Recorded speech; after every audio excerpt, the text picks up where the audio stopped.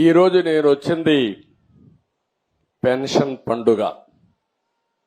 ప్రతి నెల మొదటి తారీఖున మొన్నటి వరకు అన్నారు, మీరు చూశారు, వాలంటీర్లు పెట్టాం కాబట్టి వాలంటీర్లు ఇచ్చారు.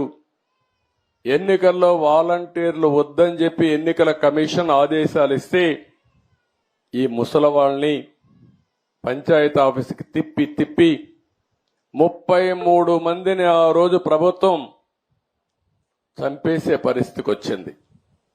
మంచి ఎండలు మే నెలలో ఎండల్లో తిప్పి దిక్కుదెలిని పరిస్థితిలో ఏప్రిల్ మేలో 33 మంది చనిపోయారు. మేము ఆ రోజు పోరాడాం, అయినా కూడా వినలేదు. ఈరోజు గ్రామ సచివాలయం ఉంది, 1,20,000 మంది ఉన్నారు. 1,20,000 మందిని ఉపయోగించుకుంటే 40-50 పెన్షన్లు ఇస్తే అయిపోతాయి. ఈరోజు అందుకనే ఆ పట్టుదలతోనే గ్రామ సచివాలయ సిబ్బందితో ఒకే రోజు రాష్ట్రంలో అందరికీ పెన్షన్ ఇచ్చే కార్యక్రమానికి శ్రీకారం చుట్టాం. ఎందుకు జరగదో చూపించాలని.